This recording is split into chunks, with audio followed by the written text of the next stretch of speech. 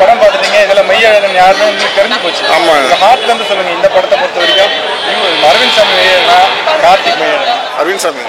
ஏன் அப்படி? இல்லை, அவரோட ஆக்டிங் தான் எனக்கு பிடிச்சதுங்க. எனக்கு ஏன்னா அவர் நிறைய இடத்துல எனக்கு அதான் சொல்கிறேன், கமல் சார் ஞாபகப்படுத்தினாருங்க. அவர் ஆக்டிங் ரொம்ப நல்லா இருக்குங்க. சொல்லுங்கள், யார் மெய்யழகன், இவரா அவரா? இல்லை, எனக்கு மெய்யழகன் சொல்லப்போனால் நம்ம வந்து அரவிந்த் சாமி தான் சொல்லணும். ஏன்னா படம் ஃபுல்லாக வந்து அவர் தான் பல விஷயங்களுக்காக, அது இல்லாமல் உணர்வுபூர்வமாக சில விஷயங்கள் ஃபீல் பண்ண வைக்கிறாரு அவர். ஏன்னா காட்சர் வராரு, அப்படி பேசுகிறாரு, பல பேசுகிறாரு. அது மீறி அரவிந்த் சாமி பண்ணுற சில விஷயங்கள் தான் நம்மளுக்கு ஃபீல் பண்ண வைக்குது. அந்த அளவுக்கு நல்லா இருக்கு. ஓகே, இந்த படத்தில் பார்த்துட்டீங்க, உங்களுக்கு தெரிஞ்சிச்சு யார் மெய்யழகன்? பர்சனலாக உங்கள் ஹார்ட்லேருந்து சொல்லுங்கள், யார் மெய்யழகன்? இவனா அவனா? பிரேம்குமார்.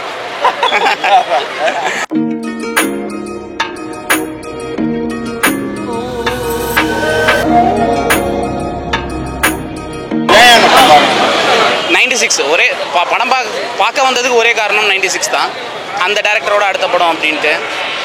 இந்த படம் வந்து தமிழ் சினிமாவில் வந்து இதுக்கப்புறம் ஃபீல் குட் மூவி அப்படிங்கிற ஜானரில் ஒரு படம் சொல்லுங்கள் அப்படின்னா இந்த படத்தை சொல்லலாம். ஒரு உதாரணமாக இருக்குது. உதாரண புருஷன்னு சொல்கிற மாதிரி இந்த படம் வந்து அந்த ஃபீல் குட் சினிமான்ற ஒரு டேர்முக்கு இனிமேல் உதாரணமாக இருக்கும் இந்த படம். ஆனால் மெய்யழகன் உண்மையிலே ரொம்ப நல்லா இருந்தது. 96 மாதிரி ஒரு நல்ல குட் ஃபிலிமாக அவர் எடுத்து கொடுத்துட்டாரு. ஒரு குடும்பம் பார்க்குற மாதிரி ஒரு நல்ல ஃபிலிமாக எடுத்து கொடுத்துருக்காரு பிரேம்குமார். ஒரு மேன்ஷன்ல இருந்த ஃபீல் இருக்காரு. இந்த ஆம்பளைங்க மட்டும் உட்கார்ந்து அரகடிக்கிறாங்க. இல்லை, இப்போ நம்ம ரெண்டு பேர் பேசிகிட்டு இருக்கோம். இப்போ வந்து பின்னாடி பிஜிஎம் போட்டால் அது செட்டே ஆகாதுல்ல. நம்மளுக்குள்ளார நடக்கிற கான்வர்சேஷன். இப்போ நம்ம 2 பேரும் ரூமில் உட்காந்து பேசணும்னா நம்ம பிஜிஎம் போட்டு விட்டுட்டு பேச மாட்டோம். நம்ம சாதாரணமாக தான் உட்காந்து பேசுவோம்.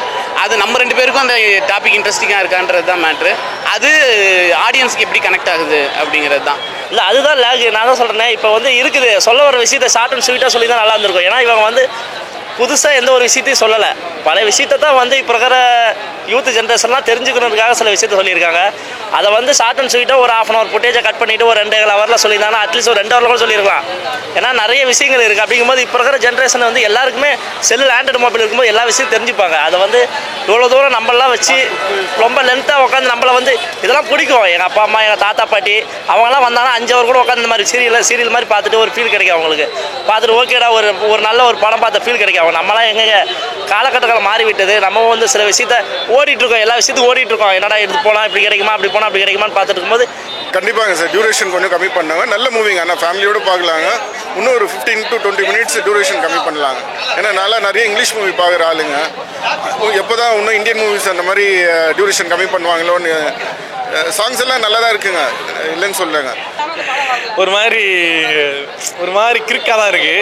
ஓகே, நிறையா பேசுகிறாங்க, கொஞ்சம் அவாய்ட் பண்ணிருக்கலாம். மற்றபடி படம் நல்லா இருந்துச்சு. படத்தில் எல்லாருக்குமே லென்த்தாக அவங்க ஃபீல் பண்ணுற சீன் வந்து அரசியல் பேசுகிற சீனாக தான் கண்டிப்பாக இருக்கும். தெலுங்கில் ஒரு 20 நிமிஷம் கட் பண்ணியிருக்காங்கன்றாங்க. அது கண்டிப்பாக இந்த 20 நிமிஷமாக தான் இருக்கும். ஏன்னா இது அவங்களுக்கு கனெக்ட் ஆகாது. ஆனால் இது வந்து நமக்கு 100% கனெக்ட் ஆகுது. அவர் இவ்வளோ தூரம் எப்படி அரசியல் படத்தில் வச்சார், அதுவும் ஷார்ட்லாம் காமிக்கிறாரு.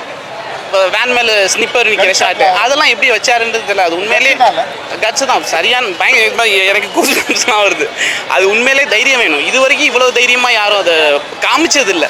பேசியிருக்காங்க, பூதகமாக பேசுவாங்களே தவிர யாரும் இப்படிலாம் அப்ரப்டாக காமிச்சது கிடையாது. அது சரியான கட்ஸ் வேணும். அதுவும் 96 மாதிரி அவர் வந்து இது வரைக்குமே நான் அவரோட இன்டர்வியூ வரைக்குமே அந்த ஷார்ட் பார்க்குற வரைக்கும் அவர் வந்து ரொம்ப மென்மையான ஆளுன்னு தான் நினச்சேன். ஆனால் அவருக்குள்ளார இவ்வளோ ஒரு போராளி இருப்பார் அப்படிங்கிறது ஆச்சரியமாக இருந்துச்சு. இந்த படத்தில் அரவிந்த் சாமியோட ஆக்டிங்கும் அப்புறம் கார்த்திகோட ஆக்டிங்கும் ரொம்ப ஒரு நல்ல ஒரு எக்ஸ்பெரிமெண்ட்டாக இருந்துச்சு. நல்ல ஒரு காம்போ இது. இந்த காம்போ இன்னொரு வாட்டி நல்லா ட்ரை பண்ணலாம். அந்த மாதிரி ஒரு நடிப்புலேருந்து இது டைலாக்லேருந்து எல்லாமே சூப்பராக பண்ணிருக்காங்க. பாட்லேருந்து எல்லாம் நல்லா பண்ணிருக்காங்க. அரவிந்த் சாமி சார் ஆக்டிங் நல்லா இருக்குங்க சார். நிறைய இடத்துல கமல் சார் ஞாபகப்படுத்துறாருங்க அந்த ஆக்டிங்கில். இவர் கார்த்திகோலாம் ஓகேங்க.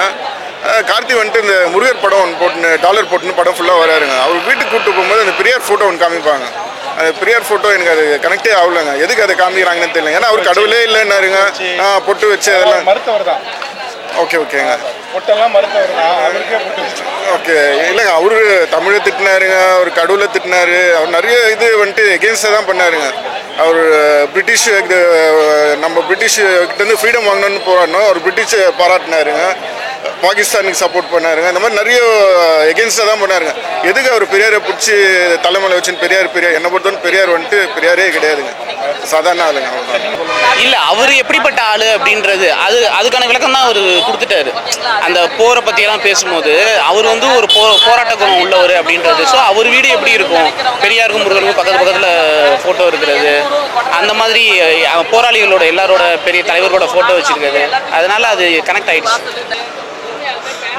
அவங்க 2 பேரும் உட்காந்து பீர் அடிச்சுட்டு பேசுவாங்க. அது கொஞ்சம் நல்லா இருந்துச்சு, ஜாலியாக. நம்ம ஊரில் பசங்கள்லாம் அப்படி பேசுவாங்கல்ல, அது ஒரு மாதிரி ஜாலியாச்சு.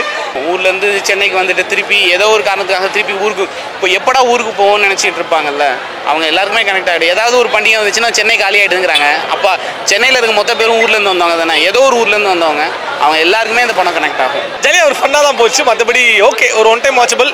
ரொம்பலாம் பெருசாக எக்ஸ்பெக்ட் பண்ணாதீங்க. பெரிய கண்டென்ட்லாம் எதுவுமே கிடையாது. ஒரு ஜாலியாக ஃபன்னாக ஒரு படம் பார்க்கலாம், அவ்வளோதான். ஆனால் அந்த ஜல்லிக்கட்டு காலையை காமிக்கும் போது செம்ம ஃபீலாக இருந்துச்சு. செம்ம ஃபீலாக இருந்துச்சு. தேங்க்யூ. இப்போ படம் பார்த்ததுக்கப்புறம் என்கிட்ட ஒரு சைக்கிள் இருக்குது. அது வந்து நான் காலேஜுக்கு அப்புறம் ஓட்டாமல் பட் ஒரு ஞாபகமாக வச்சுருக்கேன். இப்போ அதை நான் போய் சரி பண்ணி ஓட்டணும் அப்படின்னு தோணுது. இதை விட பெரிய ஒரு இது வந்து இந்த படத்துக்கு சொல்ல முடியாது. 96 தான் என்னை பொறுத்த வரைக்கும் டாப்பு. பட் அந்த அளவுக்கு உழைச்சிருக்காரு 96 அந்த அளவுக்கு. அதுலேயும் அந்த அவங்க அரசியல் பேசுவாங்க, அந்த சோழர்கள் காலத்தை பற்றி சொல்லும் போது அதுக்கான பிஜிஎம் அது எல்லாமே நல்லா இருந்துச்சு. படம் தானே பார்ப்பாங்க, ஒரு 3 மணி நேரம் படம், 2 பேர் பேசுகிறாங்க. இந்த மாதிரி பசங்களுக்கு இது எப்படி அப்படி தான் நினச்சி தான் 96 வந்து இப்போ 96 வந்த போது இந்த பேச்சு இருந்துச்சு. ஆனால் ஒரு கேர்ள் இருந்தால் ஒரு பாய் இருந்தால்